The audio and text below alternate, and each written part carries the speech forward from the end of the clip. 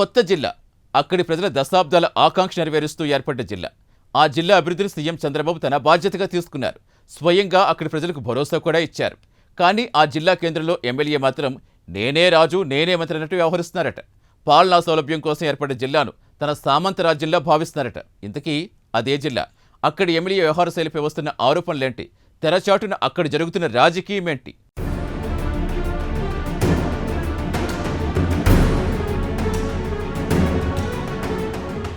దశాబ్దాల కల నెరవేరింది. వెనుకబడిన ప్రాంతానికి ప్రత్యేక జిల్లాగా చివరికో గుర్తింపు లభించింది. ఎన్డీఏ కూటమి ప్రభుత్వం అధికారంలోకి వచ్చిన వెంటనే ఉమ్మడి ప్రకాశం జిల్లా పశ్చిమ ప్రాంతమైన మార్కాపురం, గిద్దలూరు, కనిగిరి, ఎర్రగొండపాలెం నియోజకవర్గాలపై దృష్టి సారించింది. ఆ నియోజకవర్గాలు అభివృద్ధికి ఆమడ దూరంలో ఉన్నాయని గ్రహించిన సీఎం చంద్రబాబు అక్కడి ప్రజల ఆకాంక్షలకు అనుగుణంగా మార్కాపురం కేంద్రంగా ఆ 4 నియోజకవర్గాల్లో కొత్త జిల్లాను ఏర్పాటు చేశారు. కొత్తగా ఏర్పడిన ఆ జిల్లా అభివృద్ధిని కూడా తన బాధ్యతగా తీసుకున్నారు. 3 దశాబ్దాలుగా పూర్తి కాని ఆ ప్రాంత జీవనాడి వెలుగొండ ప్రాజెక్టును సైతం శరవేగంగా పూర్తి చేస్తూ త్వరలో జాతికి అంకితం ఇవ్వనున్నారు. అలానే వెనకబడిన మార్కాపురం జిల్లాలోని 4 నియోజకవర్గాల్ని సైతం అభివృద్ధి చేయాలనే సంకల్పంతో నిధులు కేటాయిస్తున్నారు. ప్రభుత్వ చొరవతో ఆ జిల్లాలోని 3 నియోజకవర్గాలు వేగంగా అభివృద్ధి చెందుతుంటే జిల్లా కేంద్రమైన మార్కాపురంలో మాత్రం పరిస్థితి మరోలా ఉంది.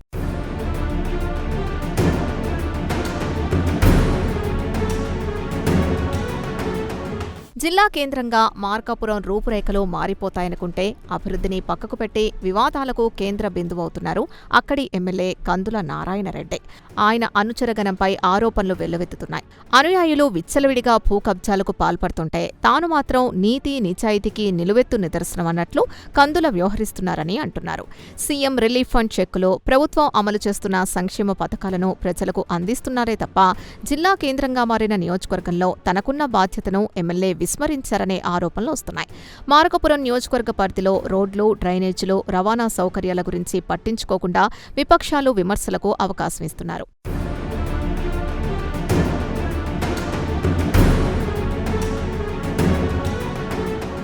ఉమ్మడి ప్రకాశం జిల్లా పశ్చిమ ప్రాంతం అభివృద్ధికి ఆమడ దూరంలో ఉండడంతో ప్రత్యేక జిల్లా కావాలని ఎప్పటినుంచో కోరుతూ వచ్చారు అక్కడి ప్రజలు.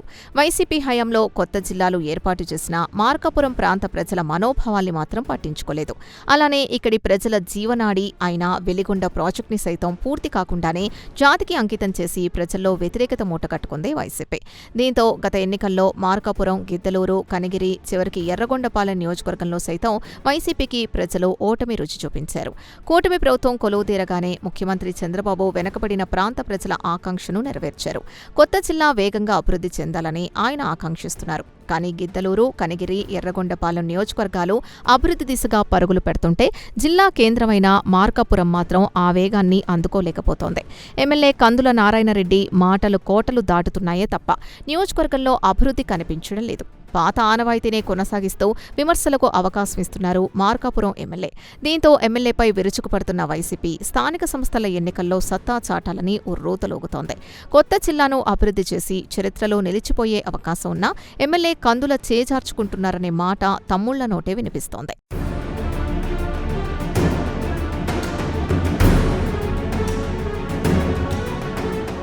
మార్కాపురం ఎమ్మెల్యే తీరు మార్చుకోకపోతే కొత్త జిల్లాకి అన్యాయం జరిగేలా ఉంది. వ్యక్తిగతంగా ఆయన రాజకీయ జీవితానికి కూడా అది ఇబ్బందిగా మారే అవకాశం ఉంది. కొత్త జిల్లా ప్రకటనతో 4 నియోజకవర్గాల్లో ఇక తిరుగులేదన్న అభిప్రాయంతో ఉంది పార్టీ అధిష్టానం. త్వరలో జరగబోయే పార్టీ సంస్థల ఎన్నికల్లో కొత్త జిల్లా సానుకూల ప్రభావం చూపుతుందనే నమ్మకంతో ఉన్నారు పార్టీ పెద్దలు. దానికి భిన్నంగా జరిగితే ఆ వైఫల్యాన్ని జిల్లా కేంద్ర ఎమ్మెల్యేగా కందుల భరించాల్సి వస్తుంది. అందుకే ప్రజల్లో ఉన్న అపోహల్ని దూరం చేసేలా మార్కాపురం అభివృద్ధిలో పరుగులు పెట్టించాల్సిన బాధ్యత ఎమ్మెల్యే కందులపై ఉంది.